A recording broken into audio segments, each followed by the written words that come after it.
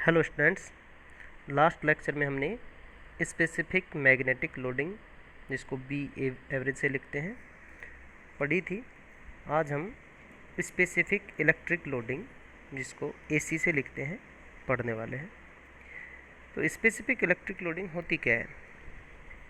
Armature परिधि पर air gap में प्रति मीटर आर्मेचर एम्पीयर कंडक्टर की संख्या स्पेसिफिक इलेक्ट्रिक लोडिंग कहलाती है। आर्मेचर में नंबर ऑफ कंडक्टर कितने हैं, एक कंडक्टर के अंदर कितनी करंट पास हो रही है, इन दोनों का प्रोडक्ट टोटल इलेक्ट्रिक लोडिंग कहलाएगी। और यदि स्पेसिफिक निकालनी है तो ये जो आर्मेचर कंडक्टर हैं कितनी लेंथ में फैले हैं, अर्थात आर्मेचर की परिधि कितनी है, उससे और डिवाइड कर देंगे तो ये अपनी स्पेसिफिक इलेक्ट्रिक लोडिंग निकल के आएगी। तो माना किसी मशीन में आर्मेचर में नंबर ऑफ कंडक्टर जेड है, आर्मेचर में टोटल करंट आई ए है, नंबर ऑफ पैरेलल पाथ ए है, तो एक कंडक्टर के अंदर आने वाली करंट आई ए बाई ए होगी, जो कि यहाँ नीचे मैंने डायग्राम से शो किया हुआ है। यहाँ देखो, नीचे मैंने 4 पैरेलल पाथ शो किए हैं। आर्मेचर में करंट आई ए आ रही है, तो एक कंडक्टर में जाने वाली करंट, जिसको अपन आई जेड से लिखते हैं, वो आई ए बाई 4 हो जाएगी। तो यहाँ 4 पैरेलल पाथ है तो आई ए बाई 4 होगी। और यदि नंबर ऑफ पैरेलल पाथ ए होते तो ये करंट आई ए बाई ए हो जाती। तो टोटल इलेक्ट्रिक लोडिंग निकालनी है तो इन दोनों का प्रोडक्ट कर देंगे, आई जेड इंटू जेड। और यदि स्पेसिफिक इलेक्ट्रिक लोडिंग निकालनी है तो इसको 2 पाई आर से डिवाइड कर देंगे, I Z into Z divide by 2 pi R. तो ये हो गई अपनी स्पेसिफिक इलेक्ट्रिक लोडिंग।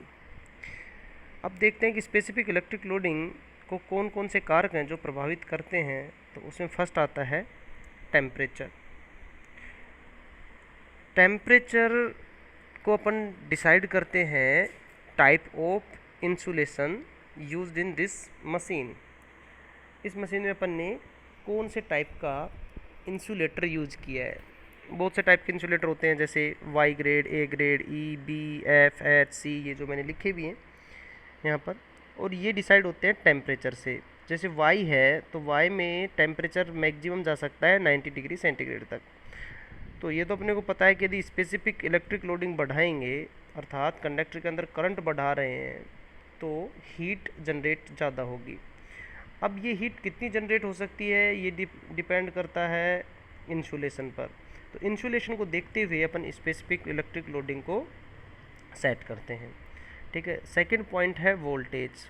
यदि किसी मशीन को अपन हाई वोल्टेज पे ऑपरेट करते हैं तो उसमें स्पेसिफिक इलेक्ट्रिक लोडिंग कम रखनी होगी। ठीक है। अदरवाइज लॉसेज ज़्यादा होंगे तो हीट ज़्यादा जा सकती है।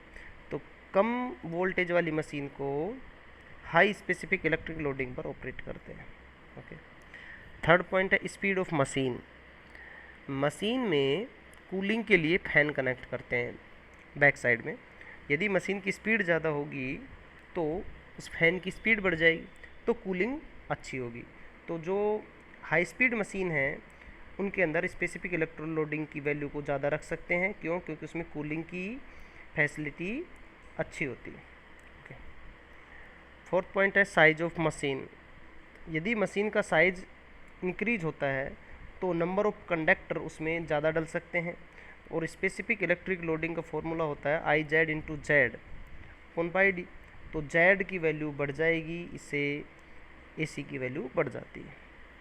फिफ्थ पॉइंट है आर्मेचर रिएक्शन। डीसी मशीन के अंदर आर्मेचर रिएक्शन एक इम्पोर्टेंट रोल अदा करता है, और अपन चाहते हैं कि आर्मेचर रिएक्शन कम से कम हो। आर्मेचर रिएक्शन एक्चुअल में होती क्या है? आर्मेचर कंडक्टर के द्वारा जो फ्लक्स जनरेट होता है, वो फ्लक्स मेन फील्ड फ्लक्स को डिस्टोर्ट करता है, उसे डीमैग्नेटाइजेशन और क्रॉस मैग्नेटाइजेशन होता है।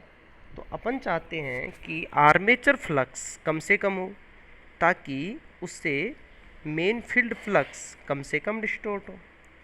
तो यदि आर्मेचर कंडक्टर के अंदर करंट बढ़ेगी तो आर्मेचर फ्लक्स भी ज़्यादा होगा, और उससे मेन फील्ड फ्लक्स ज़्यादा डिस्टोर्ट होगा।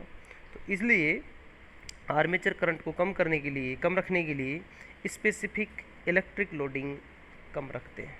ओके, अर्थात यदि स्पेसिफिक इलेक्ट्रिक लोडिंग आप अधिक रखोगे तो आर्मेचर रिएक्शन ज़्यादा हो जाएगी, ये हमारे लिए एक नुकसानदायक है।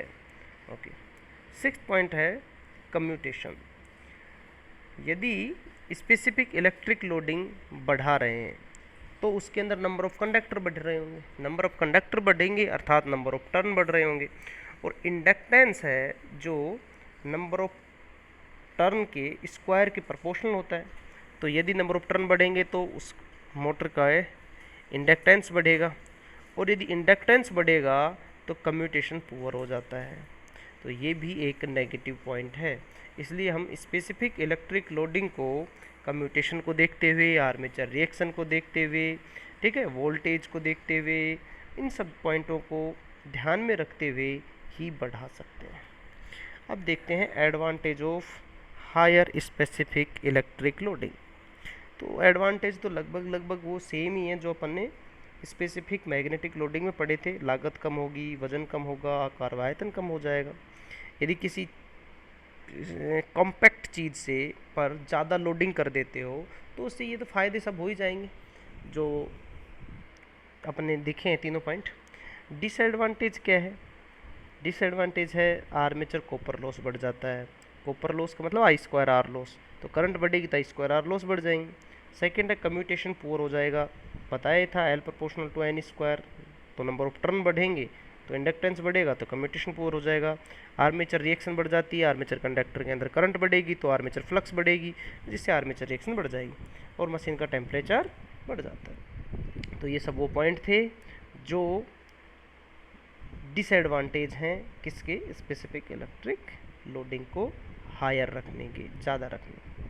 थैंक यू फ्रेंड्स, मिलते हैं नेक्स्ट लेक्चर में output equation of DC motor के साथ।